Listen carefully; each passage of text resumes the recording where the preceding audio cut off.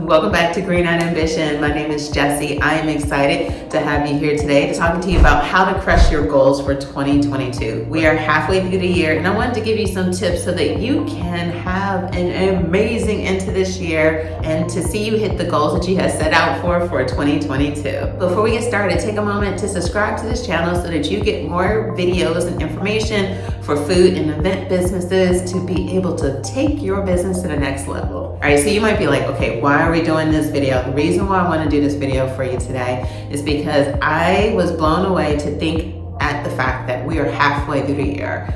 This year, well, let's just be honest, the last couple of years has been a little shady.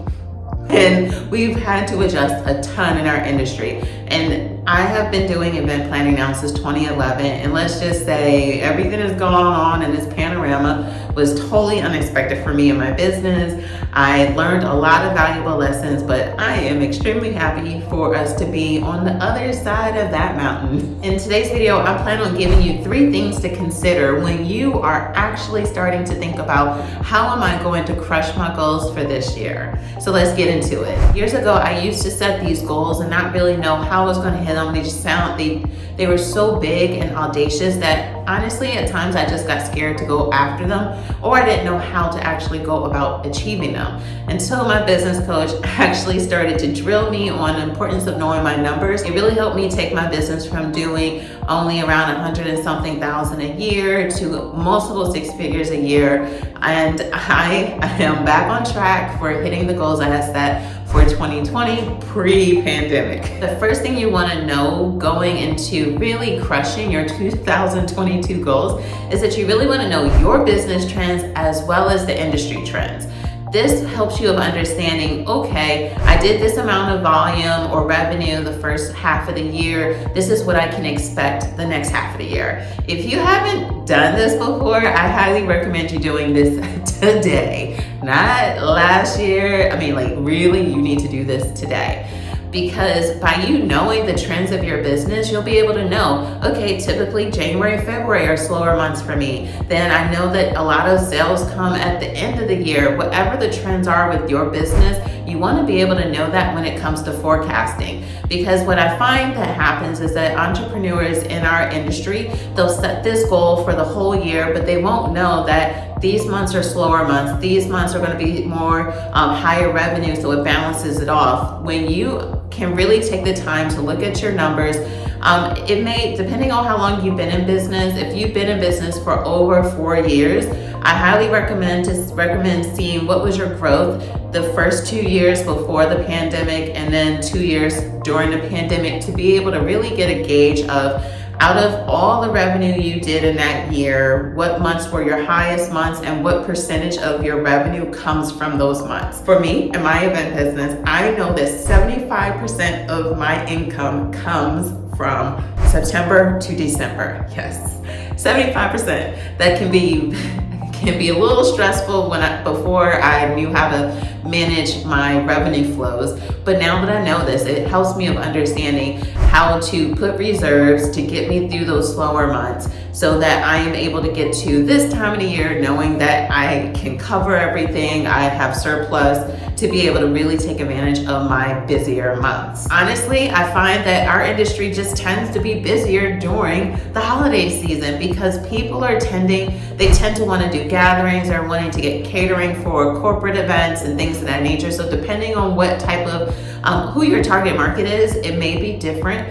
For those of you that are big into weddings, there's a different time of the year for weddings. It's not usually the winter season. It's summer and the spring and the fall, depending again where you're located at. So this is why the first thing you really want to be able to do is know your industry and know your company trends so that you can sit there and actually start to break up your months to know exactly how did you do this time last year or 2 years ago. You want to be able to look back at how did your business do this time or 2 years ago so that you're able to know, okay, am I on track? Am I behind? If I've done this amount of volume as of year to date, what can I expect for the next half of the year? If you don't know the trends in your business, comment below and say, I need help, because I'm here to help give you some tips on how to be able to navigate across that. The second part to consider when you're wanting to crush your 2022 goals is that you want to know your current numbers. How can we compare where we are if we don't, where we're going if we don't know where we are? You got to know your numbers. You got to know your numbers.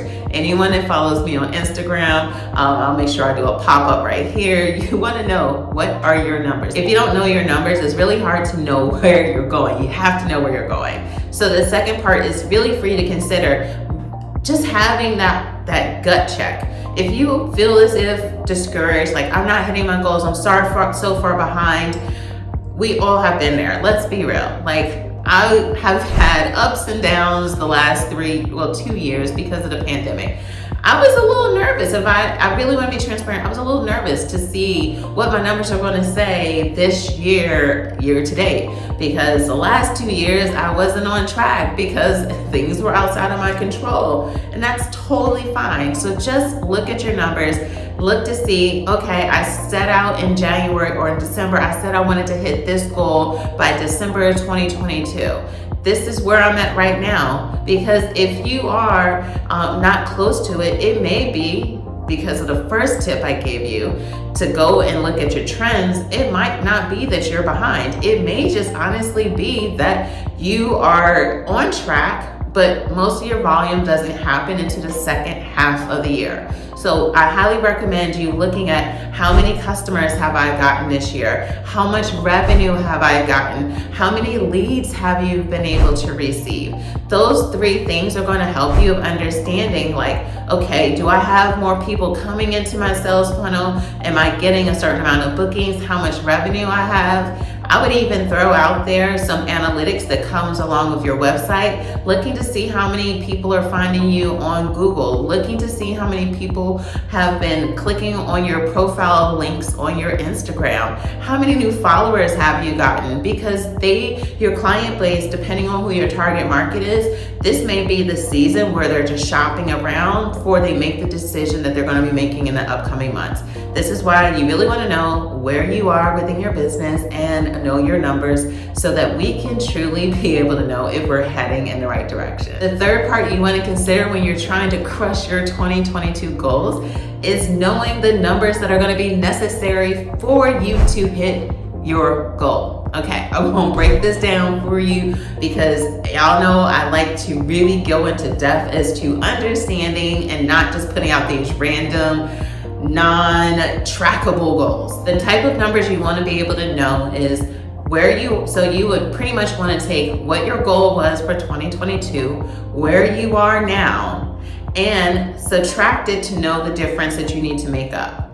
Once you have that number, then you want to divide that by your customer average spend. I'm going to break this down and have some examples down to the left of me.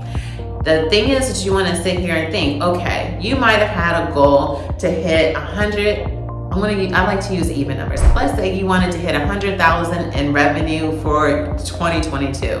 Let's say you've only done 20,000 in volume in the last 6 months. So that leaves you with $80,000. That number may seem large, but let's say your business is similar to mine, where we're doing 75% of our business in Q3 or really in Q4. So then what you would then do is that you know that 100 minus 20 gives you 80,000. Let's say your average customer spend is $1,000. The goal that you can then do is set out to $80,000 divided by $1,000. That means that you would have to acquire at least 80 new clients. Then what you can do so that it's more digestible, you might be like, Jesse, I just been struggling to get the 7 clients I had thus far. How am I going to get 80? What then you can do is divide the 80 by the 6 months we have left, and then you can actually go with tenacity to go after getting 10 or more clients every month. But again, you have to know what actions produce those results. If you don't know the actions that will help you in getting those clients, then we really need to have a strategy conversation about how to convert clients as well as how to actually get those leads. But I hope that those numbers help with making it a lot more digestible for you, because we're not just out here saying, I want to hit 6 figures, I want to have this amount of money. What does that actually equate to customer spend? I know what my average client contract spends with me on a yearly basis. Everyone, and the way that you figure that out, if you're interested and want me to do a video on that, please comment below saying, Jesse, teach us. And I will definitely teach you about how to know your customer average spend, because that helps you of knowing about how can I go about hitting a certain goal. For me right now, I know that if I get another 10 clients on board by me maintaining what I have and bringing on another 10 clients, that I will be able to hit my goal. Then I have a goal that once I hit that goal, I want to bring on someone part-time to help me as an account manager, so that we're maintaining the 20, but then we're able to bring on an additional 20 new clients. And this is how you continue to grow and multiply your business. We can't just hit these random numbers without understanding how it impacts our business or the actions that are necessary for you to be able to accomplish it. I did go live on Instagram to talk more about how it's important to actually keep track of these numbers. And if you're interested in getting access to that video, it is in my Patreon community. I have the link in my description box so that you can join the community. But I hope that this video has empowered you of having some tangible steps and some real considerations so that you can crush your 2022 goals. I know that you can do this. If you find this video helpful, please subscribe to my channel, because I talk about all things food and events on this channel. All right, for now, talk to you later. Peace.